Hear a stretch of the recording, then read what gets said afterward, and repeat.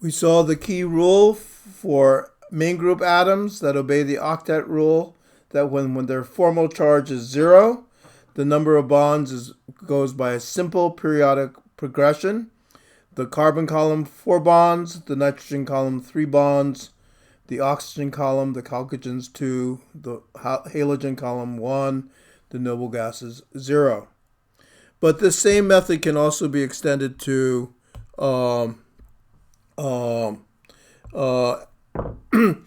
elements, atoms which have non-zero formal charges. And we'll do that here. Nitrogen plus, how many bonds does nitrogen plus have? And the way we're going to do it is, nitrogen plus has the same number of valence electrons as what atom? Put it in chat. Nitrogen plus has the same number of valence electrons as what atom? Well, carbon is the element before it, so nitrogen plus has the same number of electrons as carbon. Carbon makes 4 bonds when it's, and therefore nitrogen plus will make 4 bonds. Let's try another one. Nitrogen minus. So nitrogen minus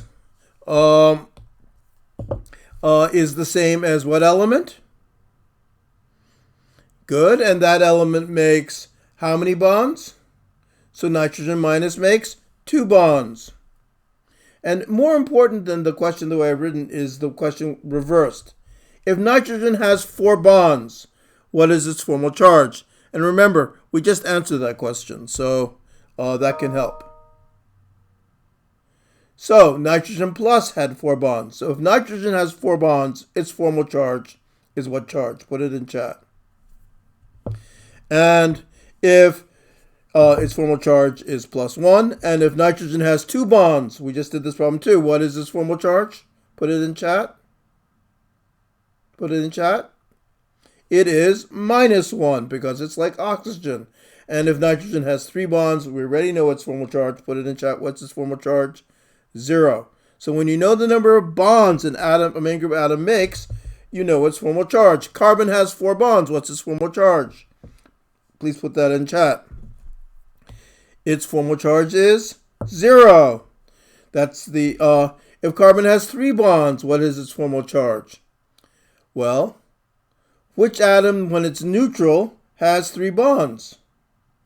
Put it in chat. And the answer is nitrogen. So when carbon has 3 bonds, it's behaving like it's nitrogen.